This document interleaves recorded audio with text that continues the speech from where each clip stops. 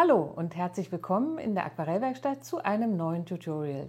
Ich bin Barbara Hirsekorn und dies ist mein YouTube-Kanal rund ums Aquarell. Im Aquarell wird klassischerweise vom Hellen zum Dunklen gearbeitet. Dass es auch andersherum funktioniert und wie man dabei genau vorgehen kann, zeige ich dir im folgenden Film.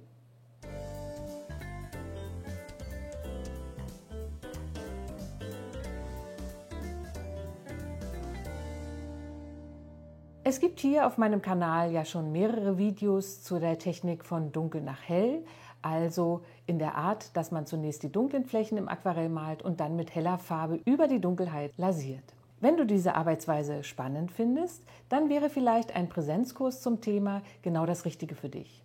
Ich habe aufgrund der hohen Nachfrage in diesem Jahr an diesem Thema einen zusätzlichen Präsenzkurs ins Programm aufgenommen. Er findet Anfang Dezember in Lenin, das ist in der Nähe bei Potsdam, statt und hat noch einige freie Plätze. Unter dem Film verlinke ich dir den Kurs buchbar auf meiner Website. Vielleicht sehen wir uns im Dezember in Lenin mit neuen, spannenden Bildern zur Technik Aquarell ganz anders. Ich würde mich freuen. Bevor es jetzt gleich mit dem Motiv losgeht, noch ein kleiner Hinweis. Wenn du diesen Film vor dem 28. September 2024 schaust, habe ich noch eine Ankündigung für dich. Ich öffne mein Atelier in Kiel in Norddeutschland am letzten Septemberwochenende für alle, die Lust haben, einmal zu schauen, wo die Filme der Aquarellwerkstatt entstehen. Ich zeige an diesem Wochenende viele Original-Aquarelle, die in den letzten Jahren entstanden sind. Es wird meinen neuen Kalender zu kaufen geben und es gibt Einblicke in meine Skizzenbücher. Am 28. und 29. September 2024. Ich verlinke unter dem Video die Website der offenen Ateliertage in Kiel und dort findest du alle Infos über Öffnungszeiten und Adresse. Jetzt geht's aber los mit unserem Motiv. Viel Spaß dabei! Die Materialliste für das heutige Video ist recht überschaubar. Ich arbeite mit nur 4 Farben, mit Indischgelb, Französisch Ultramarin von der Firma Schminke, Opernrosa und Kobalttürkis Light der Firma Winsor & Newton. Ich arbeite auf reinem Zellulosepapier. Bei mir ist es das Papier Le Rouge von Hahnemühle. Es würde auch jedes andere reine Zellulosepapier geeignet sein.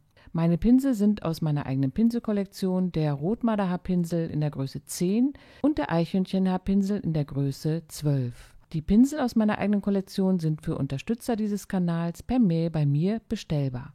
Außerdem verwende ich den Auswaschpinsel, das ist ein Flachpinsel in der Größe 10 der Firma Da Vinci. Hier seht ihr ein Arbeitsblatt zum Kursthema Aquarell ganz anders von dunkel nach hell. Links seht ihr den Farbkreis, der sich aus der Verwendung der 3 Grundfarben Indischgelb, Opernrosa und Französisch Ultramarin plus der Sonderfarbe Kobalttürkis Light ergibt. Die 3 Kugeln rechts zeigen die Vorgehensweise des Malens in dieser Technik. Im ersten Schritt des Bildes werden immer die Schattenflächen, also die dunklen Flächen gemalt. Im zweiten Schritt werden dann die hellen Farben darüber gelegt. Und im dritten Schritt wird durch Auswaschen der Helligkeit noch einmal zeichnerische Genauigkeit erreicht. In der Farbleiste hier im unteren Bereich seht ihr die verschiedenen möglichen Graumischungen, die sich aus den 3 Grundfarben ergeben. Es ist hier möglich, ein neutrales Grau zu mischen, ein eher bläuliches, ein rötliches oder ein eher bräunliches Grau.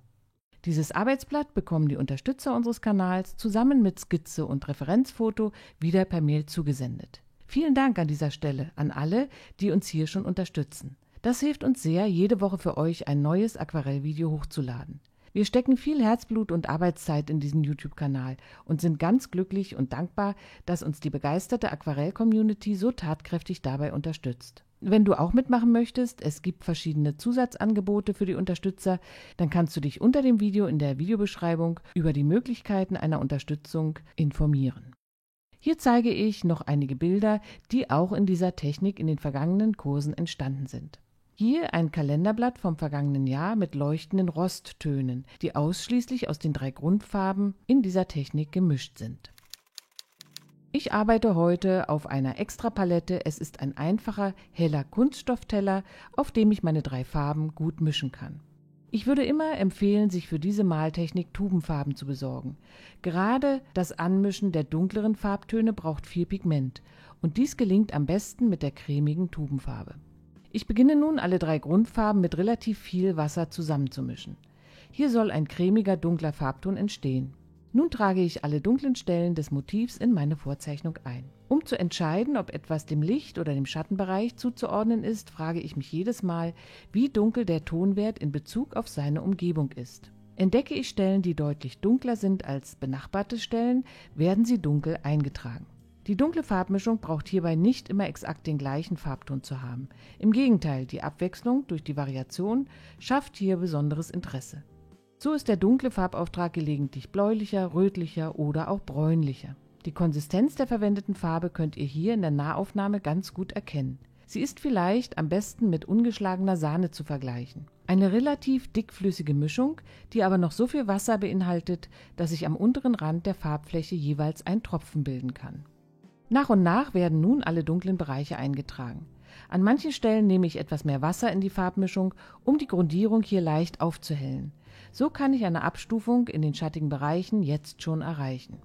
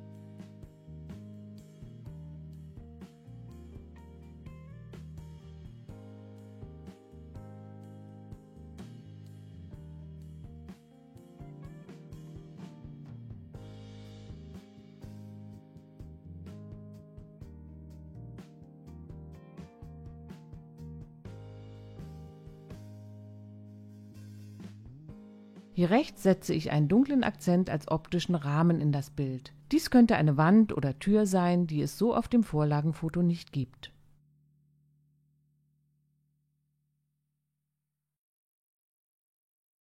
Auch der Boden erhält nun eine nicht zu dunkle Grundierung. Die hellen Bereiche des Lichteinfalls durch das Fenster werden dabei ausgespart.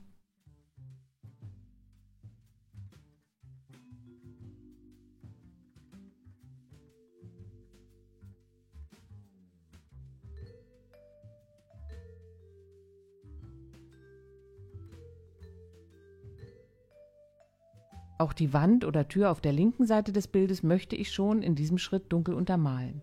Dies wird die Farbtöne auf der Treppe später richtig zum Leuchten bringen.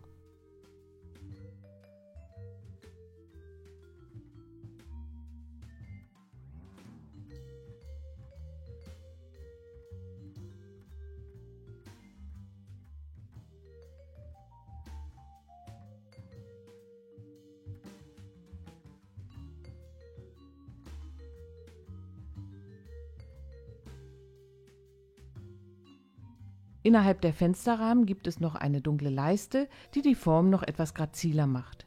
Hier trage ich die entsprechenden Pinselstriche noch ein.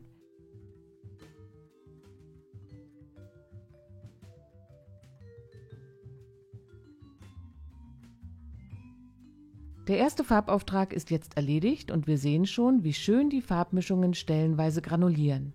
Dies liegt an der Verwendung von Französisch Ultramarin, welches ein stark granulierendes Farbpigment ist und in der Mischung mit den anderen Farben für aufregende Modulationen sorgt. Dieses schöne Originalaquarell in der Technik von Dunkel nach Hell wird auch wieder per eBay versteigert. Die Versteigerung dauert 3 Tage, dann ist das Angebot beendet. Vom 7. bis zum 10. September kannst du direkt auf eBay dein Gebot abgeben. Das Aquarell wird dann an den Höchstbietenden per Post versendet. Jetzt geht es weiter mit dem nächsten Farbauftrag. Im nächsten Arbeitsschritt kommt nun die Farbe ins Bild. Mit einer Mischung aus Opernrosa, Indischgelb und ein wenig Ultramarin gehe ich mit einer sehr wässrigen Mischung über die dunklen Flächen des Fensters. Ich halte mein Blatt nun etwas steiler, damit die Farbe stark nach unten laufen kann. Dadurch entstehen wunderbare Farbverläufe.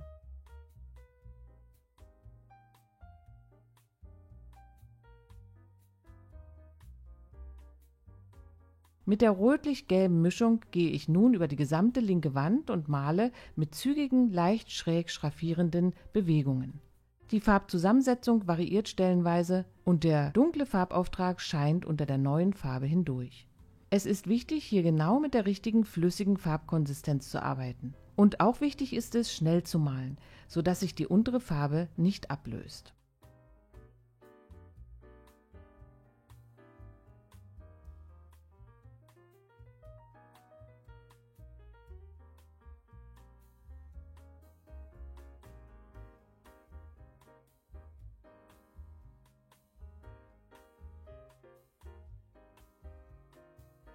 Ein paar Spritzer mit Wasser und auch ein paar Spritzer mit Cobalt-Türkis Light geben der Fläche zusätzlich Struktur.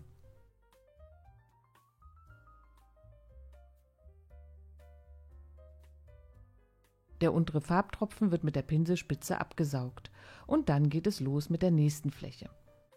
Mit einer dunklen Mischung aus Opernrosa, etwas Indischgelb und viel Französisch Ultramarin wird jetzt die rechte Wand gemalt.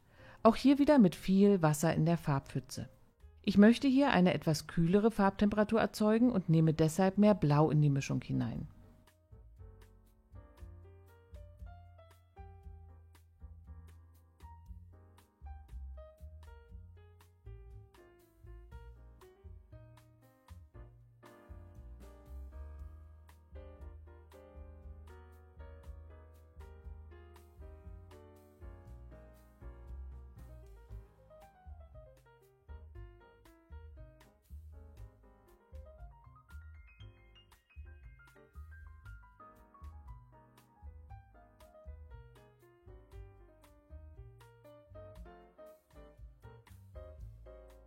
Für die Treppe kommt nun die Farbe Cobalt-Türkis Light ins Spiel.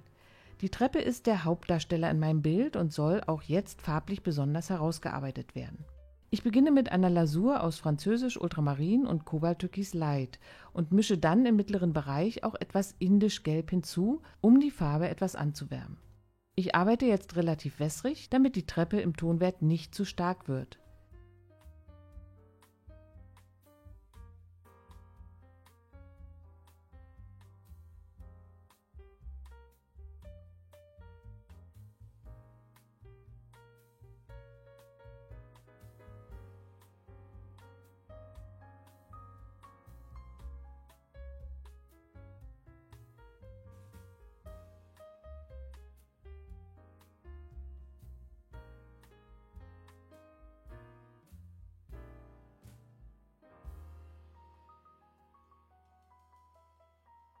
Der Boden wird wieder mit einer relativ neutralen Farbmischung aus allen 3 Grundfarben übermalt.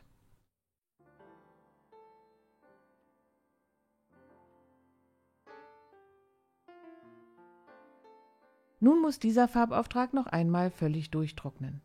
Ich würde hier das Blatt immer erst einmal ein wenig liegen lassen, damit die Pigmente sich in Ruhe auf dem Papier absetzen können.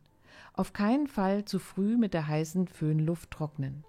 Die schöne Granulation würde dann teilweise verloren gehen.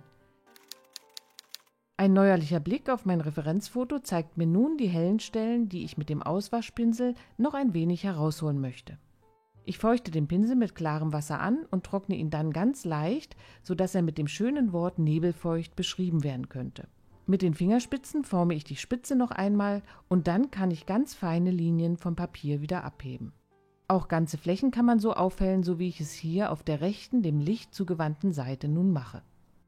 Wie viel Detailarbeit du jetzt in dein Bild noch einbringen möchtest, ist natürlich Geschmackssache. Ich finde es immer wieder faszinierend, wie detailgenau man durch die hellen Bereiche jetzt das Motiv noch ausarbeiten kann. Auch hier gilt natürlich wieder, im richtigen Moment aufzuhören, damit die malerische Frische des Bilds nicht verloren geht.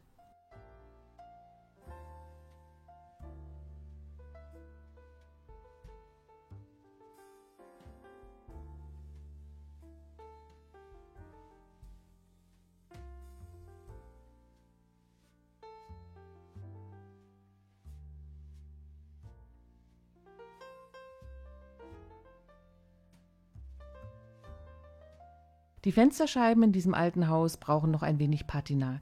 Hier löse ich mit dem Flachpinsel die dunkle Farbe an und ziehe sie in die Scheiben hinein. Auch die Scheiben auf dem kleineren Fenster auf der linken Seite werden so noch etwas verwischt.